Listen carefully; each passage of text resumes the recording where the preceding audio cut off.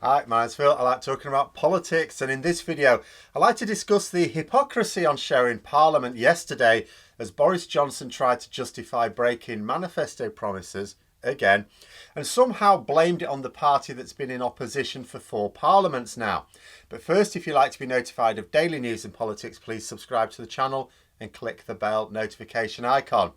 So in the 2019 general election campaign, Boris Johnson promised that he had a plan for social care that would not involve increasing national insurance, income tax or VAT.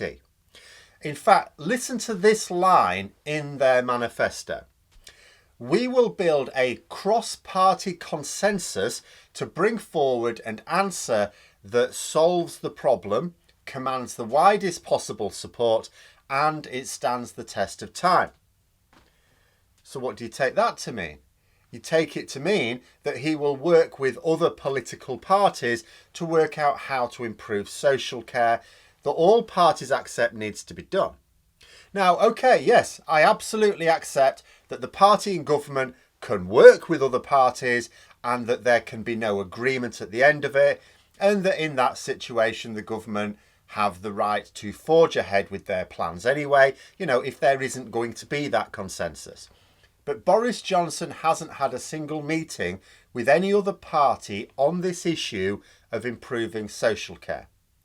So straight away he's broken a manifesto promise by even announcing a plan, which I'll get onto, without consulting other parties.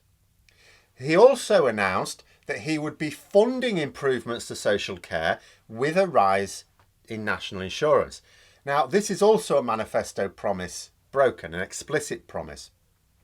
It's also an especially nasty one because it means that younger people will be disproportionately paying for it.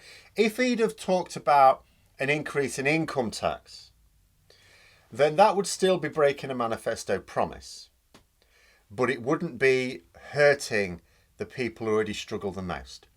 And the thing is that this is because there's a whole range of incomes that older people will disproportionately be receiving that don't have national insurance payable on it. So as I say, if the rise had been through taxation that was promised to remain at 2019 levels, then income tax would have been fairer.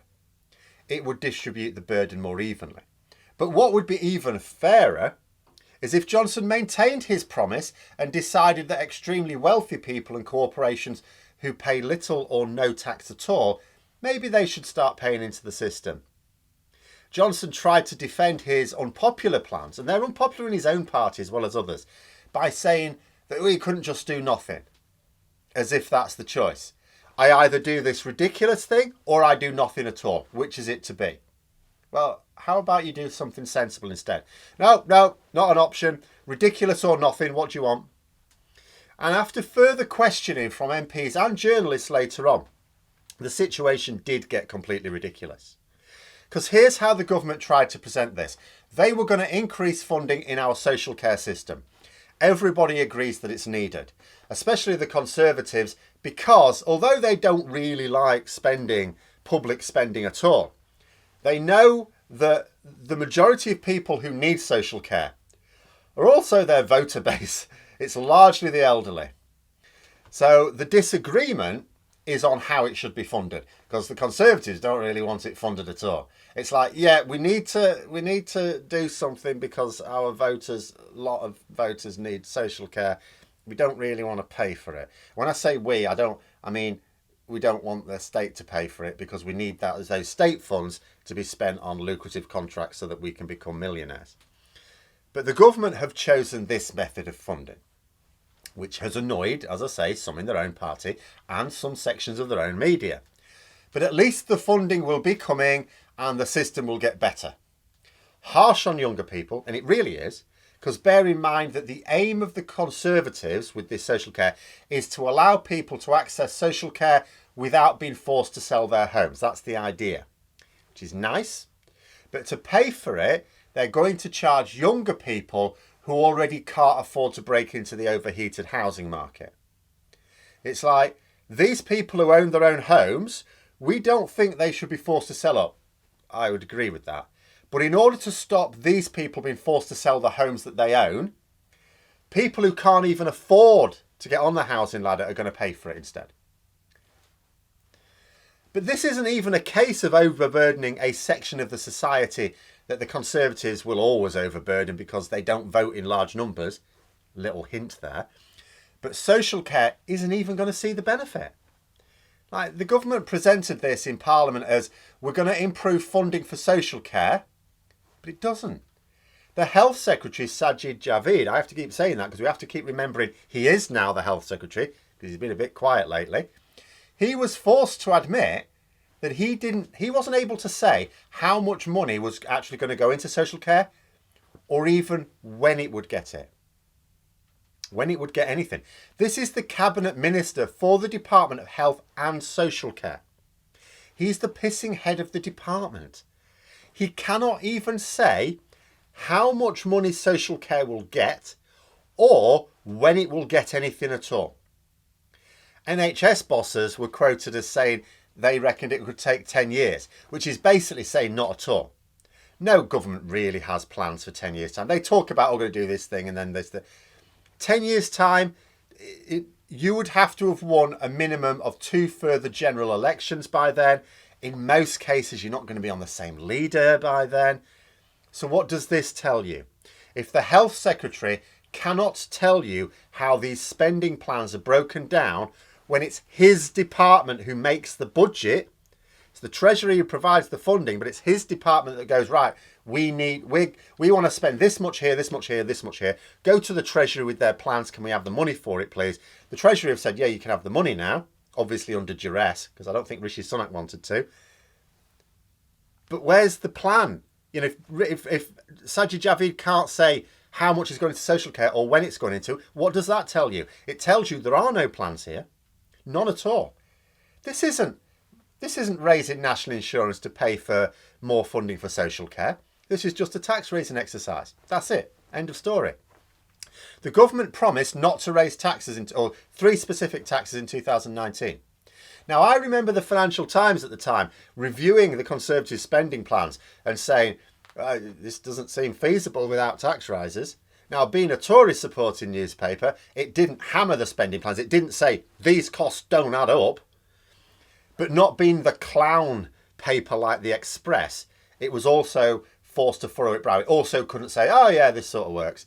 It had to furrow its brow at the campaign promises by basically saying, instead of saying, these figures don't add up, he can't afford these spending promises, instead what they did is, well, I mean, you're going to have to raise taxes to do this, aren't you? This national insurance rise is just a consequence of the fact that Johnson did not have properly costed spending plans in 2019. He wanted to promise to increase funding in a whole range of areas, but also promised not to raise taxes for it.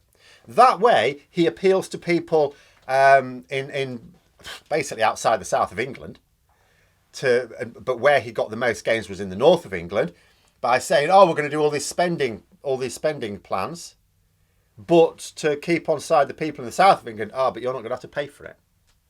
You know, he blamed the pandemic. But the thing is, he made this promise to improve social care without tax rises before the pandemic. What did COVID do to change his social care plans? Nothing. What has COVID done to his plans? Not a thing. It could be argued that there are things that the government should really spend more money on that we perhaps were getting away with before the pandemic, you know, that are related to a new way of living, or we've just realised a few things because of the pandemic.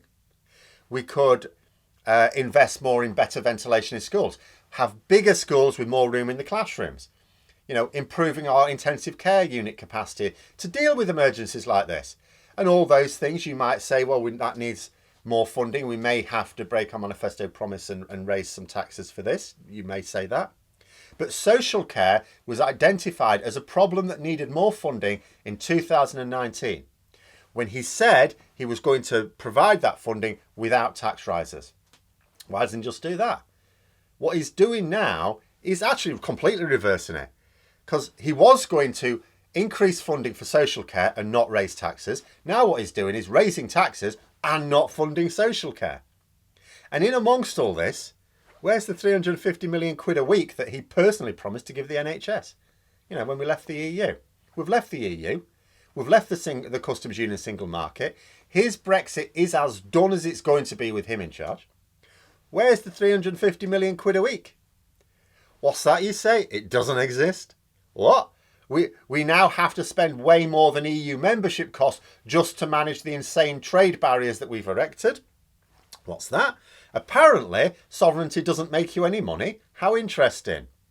Johnson also tried to blame Labour, saying decades of Labour inertia led us to here. When were these decades of Labour then?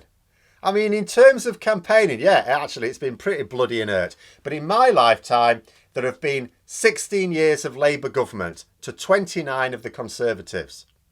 The Conservatives have had 3 decades of power in my lifetime. And actually, in my lifetime, Labour have probably had the largest proportion of time in power than in any similar sort of period of 45 years. Ever. You know, but nonetheless, in my lifetime, 3 decades of power for the Conservatives to Labour's 1.5. Also, who's been in power for the past decade? Conservatives. It's becoming increasingly comical, this blaming of Labour, when Labour lost the last 4 general elections. Where we are now is 4 parliaments worth of Tory inertia. And you know what? It's going to continue. Johnson may have flapped about, how he's planning on doing something. He's planning on doing nothing. He's just taxing the young for more money with the justification that it's going to be for improving health and social care, because he knows that the public approve of that. But all he's really doing is robbing from the poor to give to the rich in the form of, more lucrative NHS contracts for his mates. And the Mayor of Greater Manchester, Andy Burnham, came at this from an interesting but particularly devastating angle. He saw it as social care staff will still be left on their poverty wages, but will be asked to protect older people's assets. And he's right, it is a real insult. The people paying for this scheme will include people who actually work in social care and do not get paid enough to afford to get a house themselves. I mean, not even close. There are plenty of people working full-time in social care who need access to universal credit and sometimes food banks. I talked recently about how this winter is going to see a critical shortage of care workers. By critical, what I actually mean is noticeable to more people. It's already quite bad. Johnson will no doubt claim that his plan is dealing with it. This smoke and mirrors performance yesterday is just a way of screwing over the poor for more taxes and deflecting the criticism that he knows is coming his way. Because this social care plan was promised in 2019. And it's not like you can say, the pandemic sort of derailed us a bit. I mean, first of all, the pandemic's still here. But also there were several months after the general election before the pandemic hit here. There was no sign of anything coming. But I can see what will happen. The shortages in social care will become more critical. It'll be tackled in Parliament. He will stand up and he will say, it's all very well the leader of the opposition carping on about the problems that his party in government caused, but this government have taken the tough choices needed to tackle this crisis, and it is being tackled. Then he'll sit back down on his fat arse to the braying of his MPs. And it will continue to work like this until enough of the public wise up to the nonsense and vote them out. But those are my thoughts. Let me know yours in the comments below. Hope you found the video interesting. If you did, don't forget to click the like button. If you'd like to support the channel further, please also click the Patreon link for details. And until next time, I'll see you later.